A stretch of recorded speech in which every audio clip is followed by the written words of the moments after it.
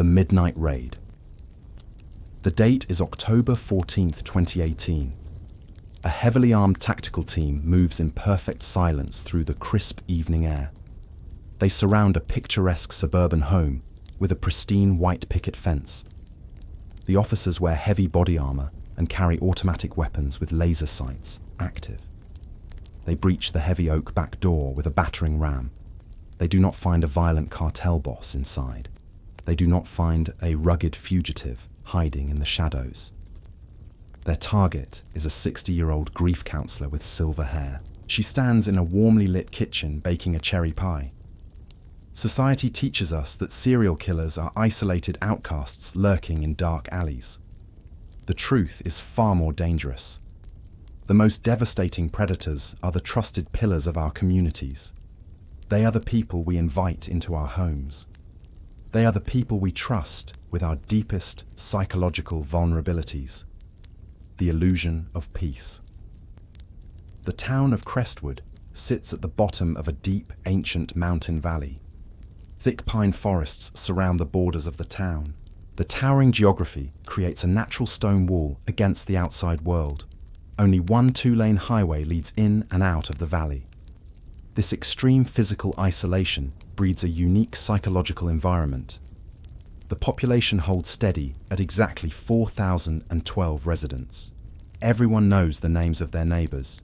The local diner on Main Street serves the same black coffee to the same older gentleman every single morning. The hardware store owner leaves his inventory out on the front sidewalk overnight because theft is a foreign concept. Violent crime simply does not exist here. The police blotter usually consists of noise complaints and missing dogs. Generations of families grow up on the same quiet streets and attend the same small brick schools. This environment creates a profound sense of safety.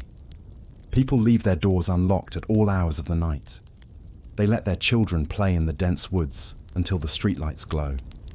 The town operates on a foundation of blind, unquestioning communal trust.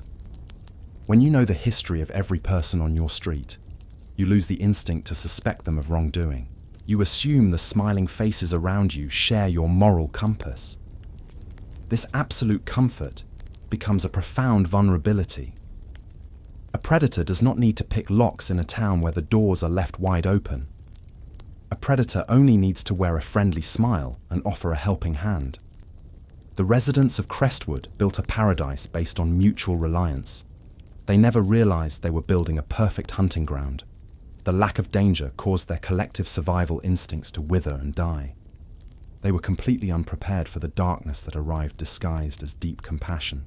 The first shadows.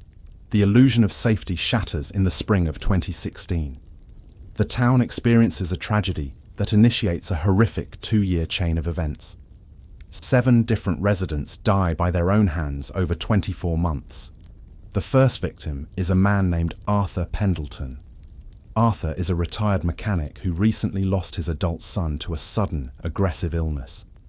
The community rallies around Arthur. Neighbors bring him hot meals in glass dishes and sit with him on his wooden front porch. Despite the immense support, Arthur is found deceased in his home office one Tuesday morning. The police find no signs of a struggle. The house is pristine. 6 weeks later, a young widow named Sarah Jenkins suffers the exact same fate. Sarah lost her husband in a logging accident the previous year. She is found peaceful and still in her beloved glass greenhouse, surrounded by prize-winning roses. The pattern continues with devastating regularity. 5 more individuals perish in similar, isolated circumstances. Each victim carries a heavy burden of recent, profound grief. Each victim is discovered alone in a secure location. The physical evidence at each scene points entirely to self-inflicted demise. The county medical examiner finds no defensive wounds on the bodies. The standard toxicological screens return no common poisons or illegal narcotics. The town falls into a deep state of mourning.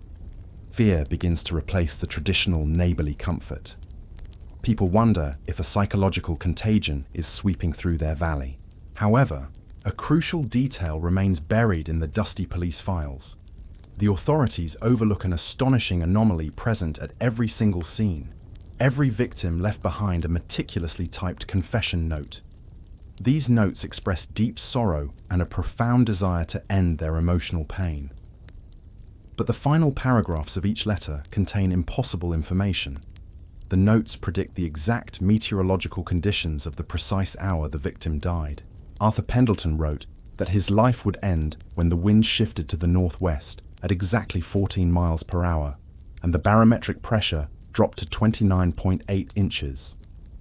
The official weather logs from the regional airport confirm those exact conditions occurred at the estimated time of his death. Sarah Jenkins typed a farewell letter predicting a rare, localized hailstorm that would last exactly 12 minutes. The atmospheric records validate her claim perfectly. The subsequent victims predicted temperature inversions, specific humidity drops, and precise wind chill factors. These individuals had no background in meteorology. They possessed no advanced weather tracking equipment in their homes. Yet, their final testaments contain data that even professional forecasters struggle to pinpoint. This is the second most shocking detail of the tragedy. The notes are not just emotional confessions. They are pristine, mechanical forecasts of the future typed on high-quality parchment paper. Blind trust. The presence of these bizarre weather predictions should spark an immediate, massive criminal investigation. Instead, the local authorities bury the anomalies under layers of bureaucratic laziness and willful ignorance. The Crestwood Police Department operates under the leadership of Sheriff Thomas Carter. Sheriff Carter is a massive man with a booming laugh and a grandfatherly demeanor. He has worn the silver badge for over 3 decades. During his long tenure, his main duties involve directing traffic during autumn parades and mediating property line disputes between angry farmers. He possesses zero experience in complex homicide investigation. He is a peacekeeper, not a detective. His office is a small brick building with fading paint and outdated computers. When his young patrol deputies bring the strange suicide notes to his heavy wooden desk, Carter waves away their concerns. He reads the specific barometric pressure numbers and attributes them to the erratic nature of intense grief. He tells his staff that broken minds focus on strange, meaningless details to regain a sense of control over a chaotic world. He insists that grieving people often stare at the local weather channel for hours in a state of deep depression. The sheriff holds immense power over the perception of truth in the valley. When Thomas Carter stands on the concrete steps of the town courthouse and declares there is no foul play, the town believes him without hesitation. They need to believe him. The alternative is too terrifying to comprehend. Accepting the possibility of an active serial killer means accepting that their sanctuary is a lie. The residents lean into their blind trust in authority. They allow the sheriff to sign the official death certificates and close the manila files. This illustrates a dangerous reality about human nature. True danger is never just about a lack of security cameras or active alarm systems. The real danger is a collective refusal to question authority. The community surrenders their critical thinking to a man simply because he wears a familiar brown uniform. They ignore the blaring alarms of basic logic in favor of a comfortable, tragic narrative. The predator relies on this specific institutional incompetence. The sheriff becomes an unwitting shield for a monster operating in broad daylight.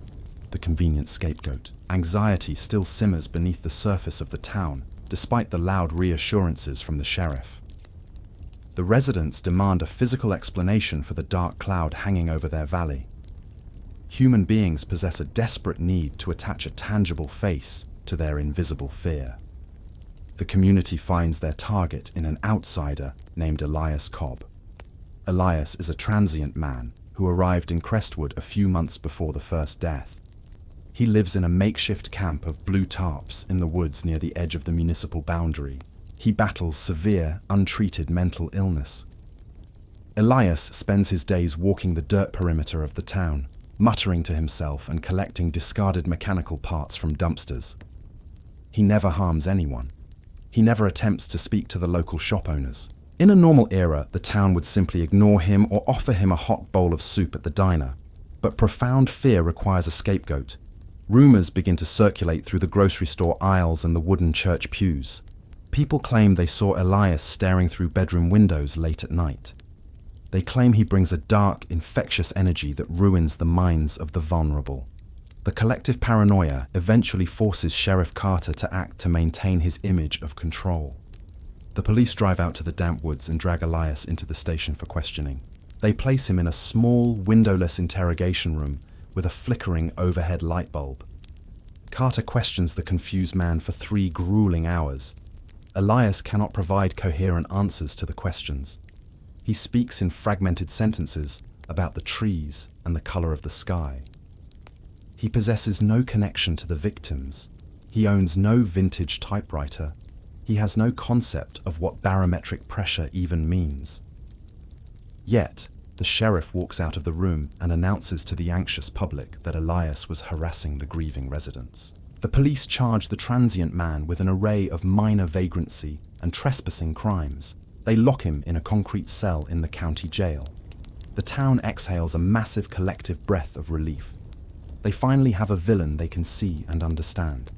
The narrative is neat and simple. The strange outsider caused the anxiety. The outsider is removed. The town is safe again.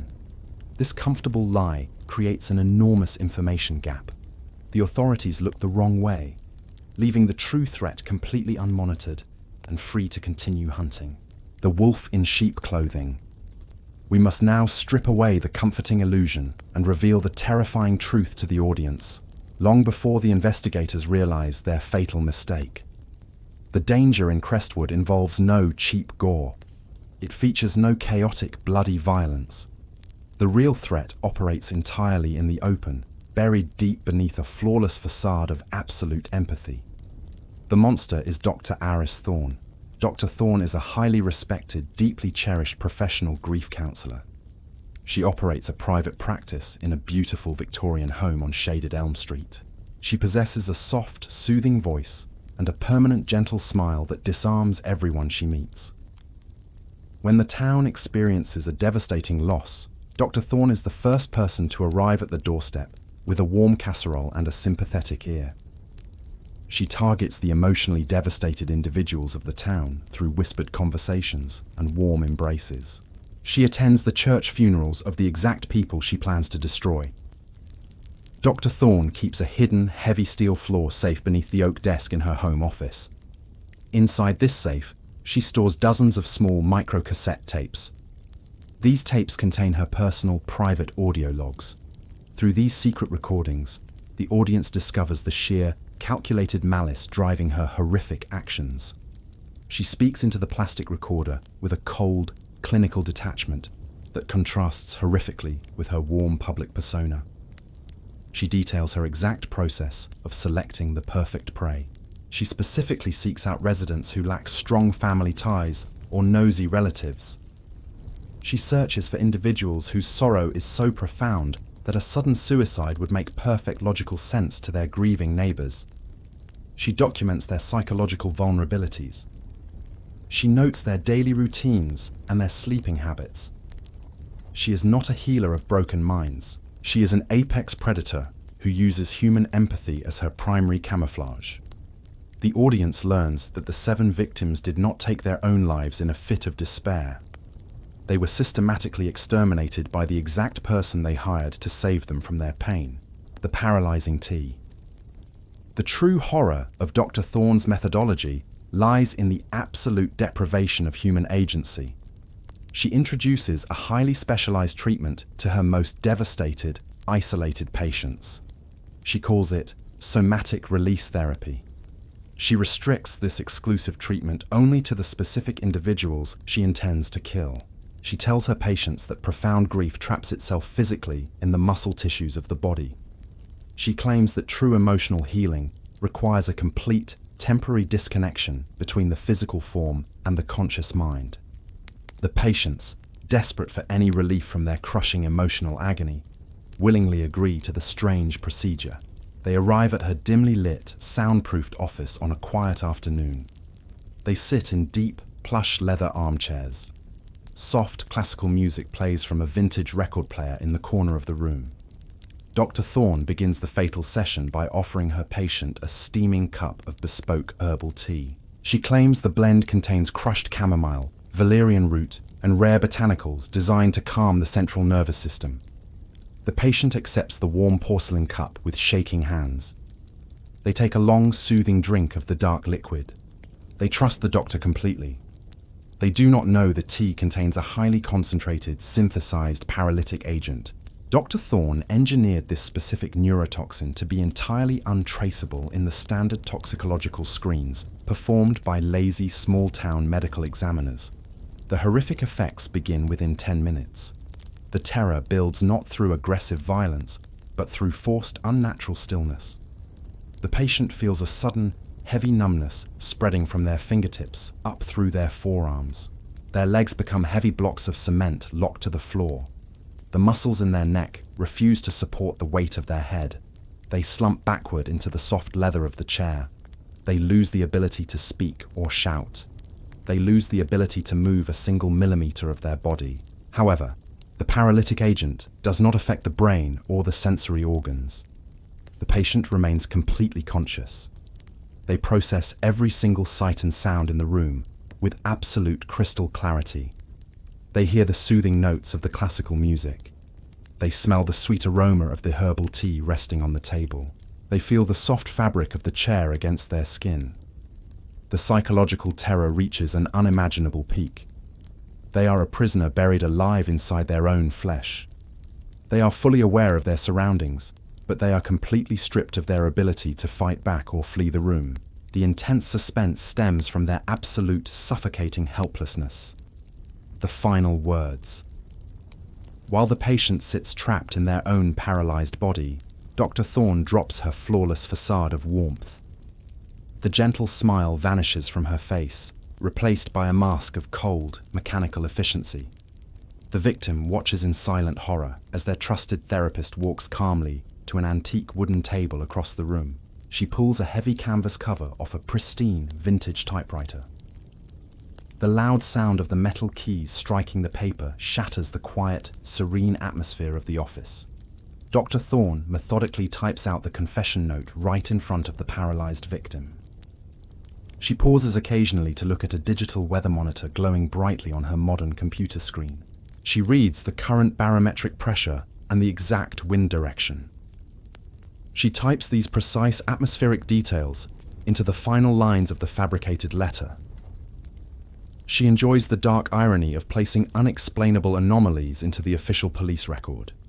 She knows the lazy local sheriff will never understand the intricate clues she leaves behind. She rips the thick paper from the carriage and folds it into a neat square.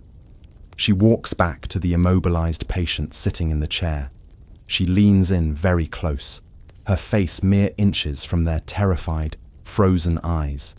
She whispers a final, cruel farewell into their ear. She slips the forged suicide note deep into their shirt pocket. The patient screams internally, their mind racing with sheer, unadulterated panic, but their vocal cords remain entirely unresponsive. They can do nothing but sit in silence and watch as their murderer orchestrates the final moments of their life. This is the ultimate betrayal of human trust. The victims spend their last conscious minutes realizing that the sanctuary of Crestwood is a total lie, and the kind person holding their hand is the ruthless architect of their doom. The lonely observer. The town of Crestwood operates on a collective delusion of absolute safety. The residents choose to ignore the shadows creeping into their homes because acknowledging the darkness requires them to abandon their comfort. One individual refuses to participate in this dangerous game of pretend. Clara Evans is a 28-year-old investigative blogger who runs a small, independent website called The Crestwood Observer. Clara possesses a sharp mind and a relentless desire to uncover hidden truths. She lives in a small, drafty cabin on the western ridge, overlooking the valley. She spends her nights monitoring police scanners and poring over public municipal records.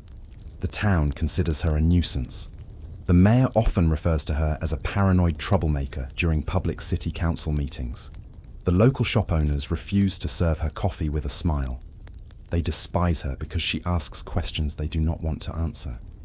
Clara views the tragic wave of suicides with intense skepticism. She does not believe a contagious cloud of depression is hovering over their specific zip code. She rejects the official narrative pushed by Sheriff Thomas Carter. She knows the arrest of the homeless drifter was a fabricated spectacle designed to placate the terrified masses. Clara understands that monsters do not always hide in the woods. Sometimes they wear expensive suits and sit in positions of immense public trust. She decides to launch her own shadow investigation into the 7 tragic deaths. She converts her living room into a chaotic workspace covered in corkboards and connected by red string. She requests copies of the public autopsy reports and the official police photographs. The county clerk tries to block her requests, but Clara forces their hand using state freedom of information laws. She begins to build a vast, terrifying puzzle on her living room wall. The paper trail. Clara starts her investigation by examining the bizarre confession letters left by the victims. She notices the strange meteorological predictions buried in the final paragraphs. The precise barometric pressure numbers and the wind direction forecasts stand out as massive anomalies. She spends weeks cross-referencing these numbers with historical weather data from the Regional Aviation Authority.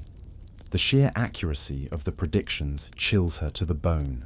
No ordinary person possesses the ability to predict a microstorm with such exact precision. Clara deduces that the notes were not written by grieving individuals in a state of emotional collapse. A cold, calculating mind manufactured these documents. Someone with a deep understanding of atmospheric pressure and regional weather patterns typed these letters. Clara shifts her focus to the physical creation of the notes. She studies the high-resolution police photographs of the evidence. She analyzes the ink patterns pressed into the thick parchment paper. She identifies a distinct mechanical flaw in the typography. The lowercase letter E on every single suicide note features a microscopic chip on the upper curve. The metal striking arm of the typewriter strikes the page with an uneven distribution of force.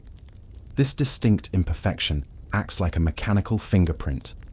All 7 victims supposedly used their own personal equipment to write their final goodbyes. However, Clara proves that every single letter originated from the exact same vintage machine. One singular device produced every confession. This discovery shatters the illusion of isolated tragedies. Clara holds the concrete proof of a coordinated serial murder campaign in her hands. She realizes the killer forces the victims to leave these notes to mock the sheer incompetence of the local police force, the timeline discrepancy. The revelation of the single typewriter pushes Clara deeper into the personal lives of the deceased. She needs to find the connecting thread binding these 7 strangers together. She builds comprehensive profiles of their daily routines during the weeks leading up to their demise. She tracks their grocery store visits, their church attendance records, and their medical appointments. She relies on small-town gossip columns and public social media posts to reconstruct their final days. A horrifying pattern emerges from the chaotic data. Arthur Pendleton visited a medical professional on a Tuesday afternoon. The police found him dead the very next morning. Sarah Jenkins attended a private appointment on a Thursday. Her body was discovered less than 12 hours later. Clara maps out the schedules of all 7 individuals. Every single victim attended a private therapy session with Dr. Aris Thorne within 24 hours of their death. The grief counselor inserted herself into their lives during their absolute lowest moments. She positioned herself as a beacon of hope and healing. The timeline evidence is undeniable. Dr. Thorne is the last person to see these individuals alive. Clara stares at the red strings connecting the victims to the beautiful Victorian home on Elm Street. She understands that confronting a beloved community icon is a dangerous gamble. The town will protect Dr. Thorne with vicious loyalty. Clara cannot bring her findings to Sheriff Carter. The sheriff already demonstrated his willingness to bury the truth to maintain the illusion of peace. Clara knows she must gather absolute, irrefutable proof of the doctor committing a crime. She needs a recorded confession to bypass the corrupt local authorities and involve the state police. The geographic anomaly. Before scheduling a confrontation, Clara uncovers one final, baffling piece of the puzzle. She takes a break from the psychological profiles and looks at a topographic map of the valley. She places a small black pin on the geographic location of each victim's home. The resulting pattern defies all logic of a standard serial killer. Predators usually select victims based on a specific physical type or a deep-rooted psychological compulsion. They hunt in scattered patterns to avoid detection. Dr. Thorne's victims share no common physical traits. They share no similar life experiences other than their recent grief. However, their physical properties align in a perfect, continuous geographic line. The 7 homes sit adjacent to each other along the eastern ridge of the Crestwood Valley. They form an unbroken chain of real estate, stretching across 2 miles of dense forest. Clara digs into the county property tax records to investigate this strange alignment. She discovers that the town council recently rezoned that specific line of properties for commercial development. A strange, anonymous shell corporation purchased all 7 homes from the grieving families mere weeks after the tragic deaths. The families sold the properties for mere fractions of their true market value, just to escape the traumatic memories. Clara feels a cold knot of dread form in her stomach. The motive is not a twisted psychological game. The motive involves the acquisition of land. The murders serve a distinct, calculated financial purpose. Clara realizes the scope of the conspiracy might extend far beyond the warm smiles of a single grief counselor, the lion den. Clara decides to take massive action. She picks up her telephone and dials the office of Dr. Thorne. She claims she is struggling with intense anxiety and requests an urgent private session.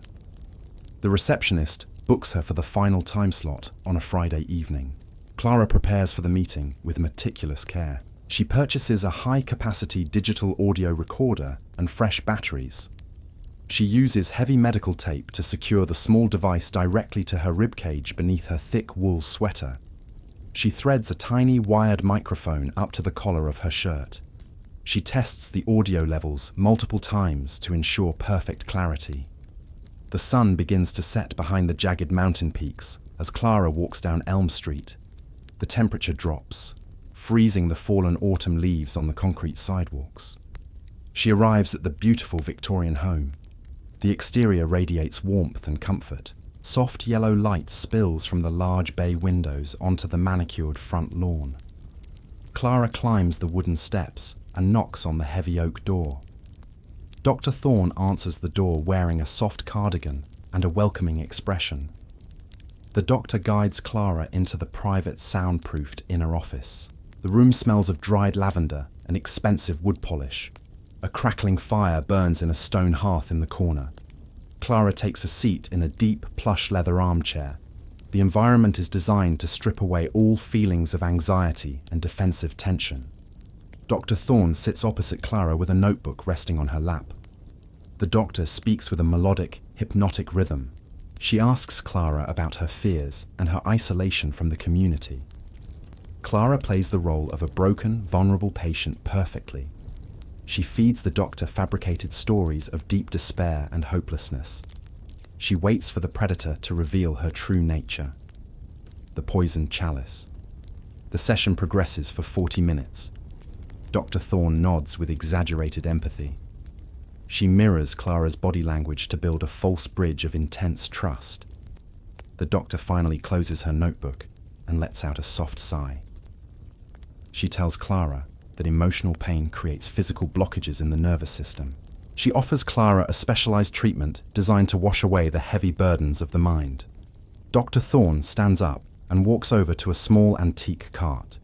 She pours a steaming dark liquid from a porcelain teapot into a delicate matching cup. She explains the tea contains a rare blend of exotic botanicals capable of resetting the human stress response. She hands the warm cup to Clara. This moment represents the ultimate weaponization of basic human politeness. Society conditions individuals to accept gifts of hospitality without question. Refusing a cup of tea from a gracious host feels rude and confrontational.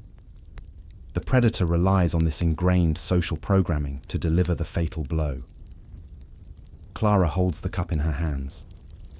The porcelain feels hot against her cold skin. She brings the rim to her lips. She intends to take a tiny fake sip to maintain her cover. She tips the cup backward. A A small amount of the bitter liquid slips past her teeth and slides down her throat.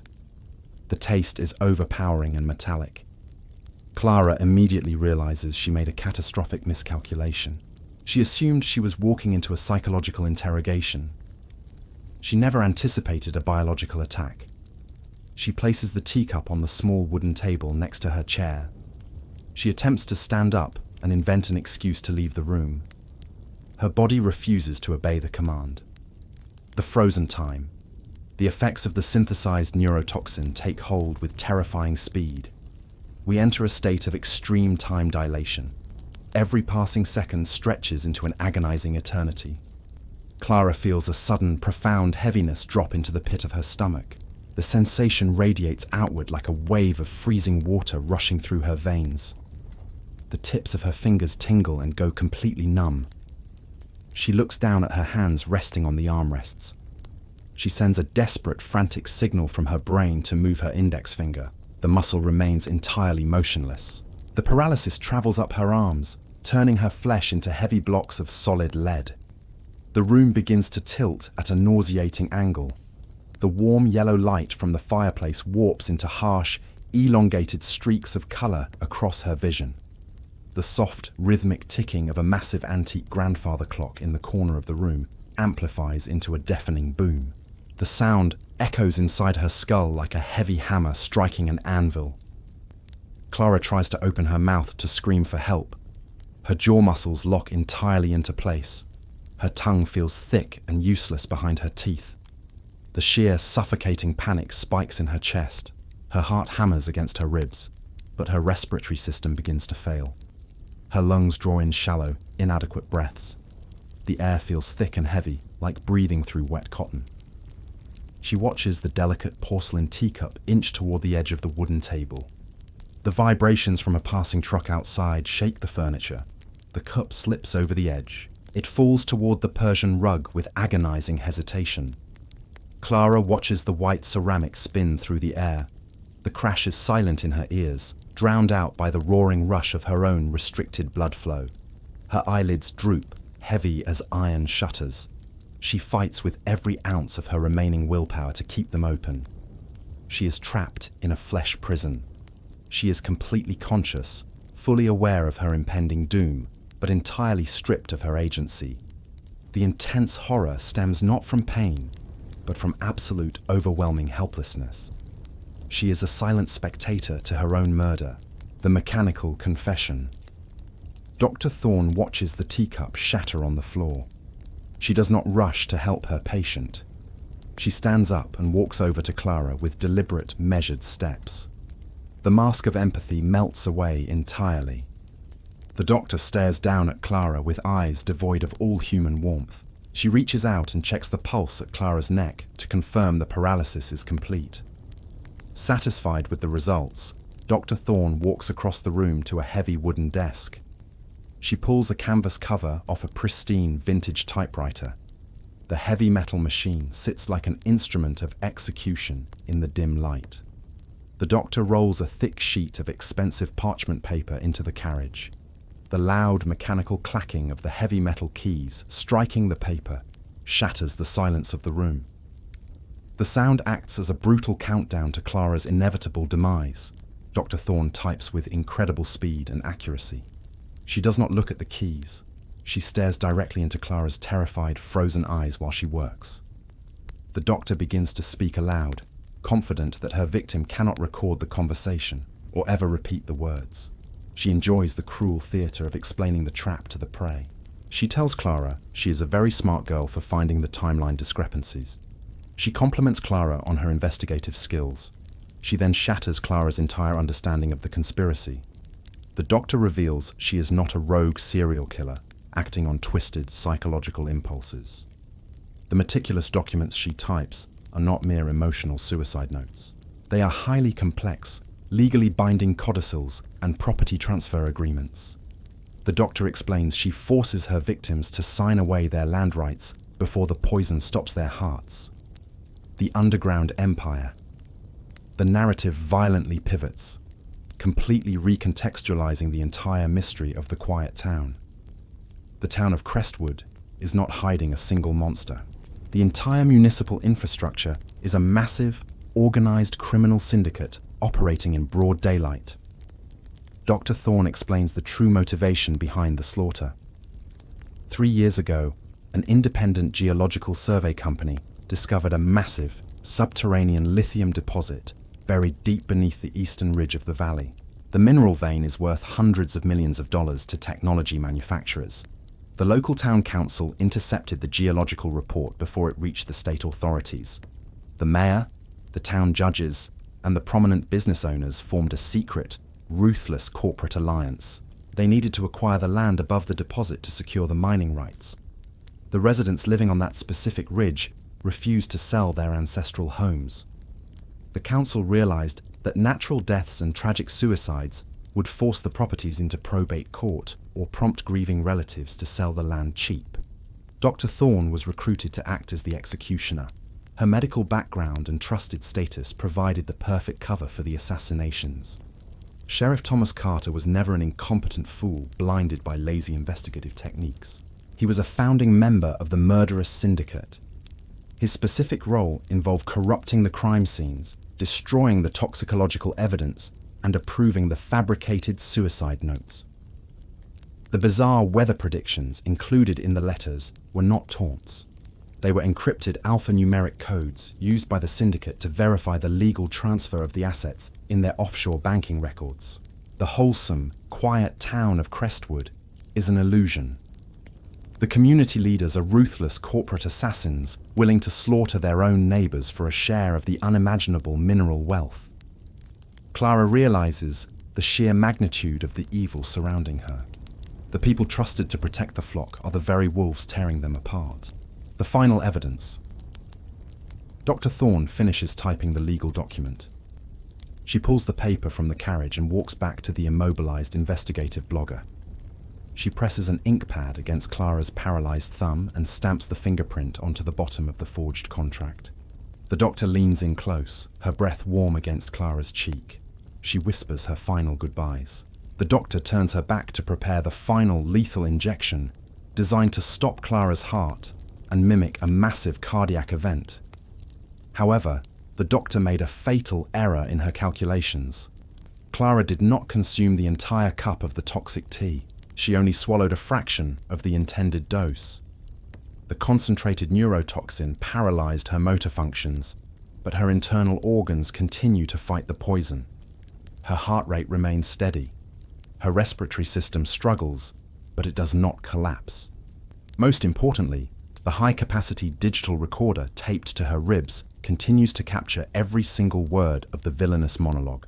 The device records the sound of the typewriter, the explanation of the lithium deposit, and the explicit naming of the corrupt town officials. Clara remains trapped in her chair, unable to move a muscle, but she holds the weapon that will destroy the entire empire. She focuses her mind entirely on the rhythm of her breathing. She wills her body to process the toxins and keep her alive just long enough to escape. The Midnight Justice. The events loop back to the crisp evening of October 14th, 2018. Clara survives the ordeal because the partial dose of the paralytic wears off, just enough for her to stumble out of the Victorian home while the doctor is in another room. She collapses on the frozen street and is found by a passing motorist from a neighboring county. Clara bypasses the corrupt local police entirely. She delivers the hidden audio recording directly to the Federal Bureau of Investigation and the state police headquarters. The concrete evidence of a massive, murderous conspiracy triggers an immediate and overwhelming tactical response. Heavily armed federal agents descend upon the isolated mountain town in the dead of night. They bypass the sleeping local deputies. They kick down the doors of the mayor, the town judges, and the prominent business owners. They breach the heavy oak door of the beautiful Victorian home on Elm Street. They find the 60-year-old grief counselor baking a cherry pie, completely unaware that her empire of blood has crumbled. The state troopers march Sheriff Thomas Carter out of his own precinct in heavy iron chains. The illusion of the peaceful sanctuary is permanently destroyed. The nation watches in absolute horror as the depths of the corporate syndicate are exposed to the sunlight. The seamless handoff. Trust is the most dangerous weapon in a quiet town. Because once it is weaponized against you, you will not even realize you are a victim until you are already a ghost. But sometimes, the victims miraculously survive, locked permanently inside their own paralyzed bodies, quietly guarding terrifying secrets that could easily bring down powerful empires. To find out exactly how one woman turned her paralyzing silence into the ultimate devastating revenge, you must click on the video titled "The Silent Patient Who Knew Too Much" directly on your screen right now.